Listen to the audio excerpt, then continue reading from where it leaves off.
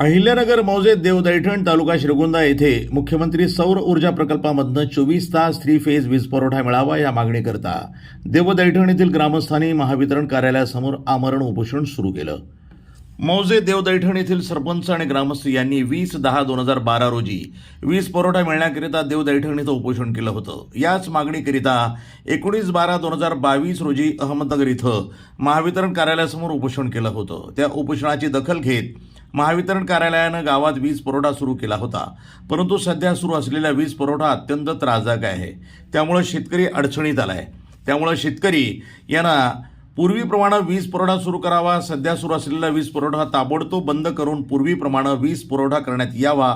तसंच दिवसा 3 फेज वीज पुरवठा करण्यात यावा. तसंच सिंगल फेज पुरवठा 24 तास करण्यात यावा या मागणीकरता ग्रामस्थांच्या वतीनं महावितरण कार्यालयासमोर आमरण उपोषण सुरू केलं असून महावितरण कार्यालयानं लवकरात लवकर दखल घेऊन वीज पुरवठा सुरू करावा अशी मागणी ग्रामस्थांनी केली आहे.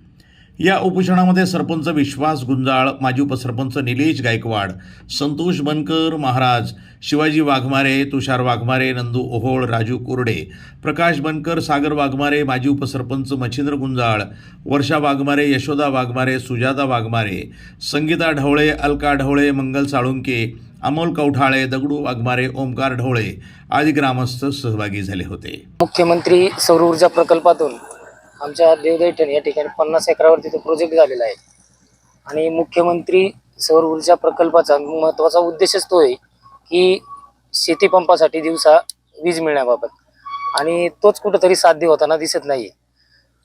आम्ही 19 डिसेंबर 2022 साली याच ठिकाणी उपोषणाला बसलो होतो.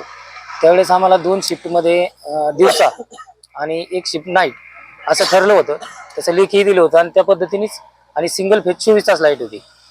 तर हे 2 वर्ष चाललं, परंतु आता जे लोड शेडिंग नव्याने आले त्यात आमचं सिंगल फेज सुद्धा 4-4 तासांनी लोड शेडिंग केलं आणि शेतीचं रात्रीची लाईट.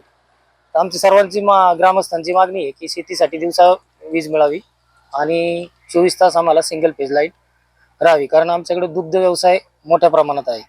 त्यामुळं दुधाच्या मशनी असतील किंवा कुट्टी मशनी असतील याच्यासाठी सिंगल फेज लाईट 24 तास असणं खूप गरजेचं आहे. त्यामुळे आम्ही सर्वजण ग्रामस्थ या ठिकाणी उपोषणाला बसलेलो आहोत जोपर्यंत आमच्या मागण्या मान्य होत नाही आणि मुख्यमंत्री सौर ऊर्जा प्रकल्पातून आम्हाला लाईट आमच्या हिशेबाने मिळत नाही तोपर्यंत आम्ही या ठिकाणाहून उपोषणापासून हटणार नाही. विश्वास विष्णू गुंजाळ, सुखदेव गायकवाड, गाव देवदैठण, तालुका श्रीगोंदा, जिल्हा अहमदनगर.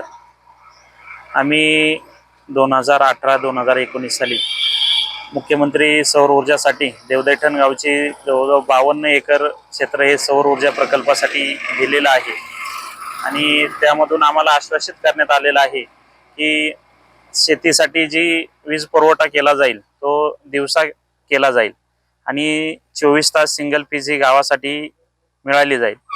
त्यासाठी आम्ही 2021 साली उपोषण केलं. त्यानंतर काही दिवस आम्हाला सिंगल फेज 24 तास भेटली.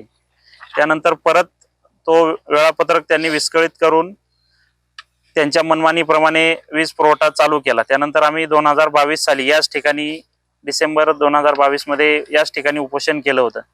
त्यानंतरही आम्हाला आश्वासित करण्यात आलं की तुम्हाला दिवसा शेतीसाठी वीज आणि 24 तास सिंगल फेज देण्यात येईल.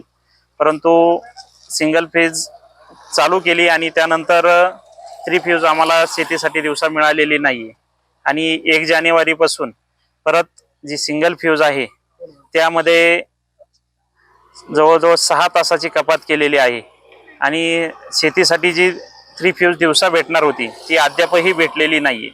त्यामुळं आज या ठिकाणी आम्ही सर्व ग्रामस्थ महिला भगिनी उपोषणाला बसलेलो आहोत आणि जोपर्यंत आम्हाला लेखी आश्वासन भेटत नाही आणि वीज पुरवठा सुरळीत केला जाणार नाही तोपर्यंत हे आम्ही आमचं उपोषण सोडणार नाहीये. बनकर, देवदैठण. कसं होतंय, शेतकऱ्यांना हे दिवसा लाईट पाहिजे आणि एवढी 50 एकर जमीन सौर ऊर्जाला दिलेली आहे. मग समज शेतकऱ्यांना जर दिवसा लाईट मिळत नसन, सिंगल फेज दिवसा मिळत नसन, तर सौर ऊर्जाचा फायदा काय आहे? आणि शेतकऱ्यांनी म्हणजे काय, दिवसा लाईट नाही दिल्यावर काय रात्रीचे कांदे लावायचे का, रात्रीची शेती करायची का? त्यामुळे आम्ही आज उपोषणाला बसलेलो आहे, ग्रामस्थ सगळे. तर आम्हाला एवढीच विनंती आहे, आम्हाला दिवसा लाईट मिळावा. जोपर्यंत दिवसा लाईट मिळत नाही असं आश्वासन आम्हाला देत नाही अधिकारी, तोपर्यंत आम्ही काही उपोषण सोडणार नाही. NTV news Marathi, Ahmednagar.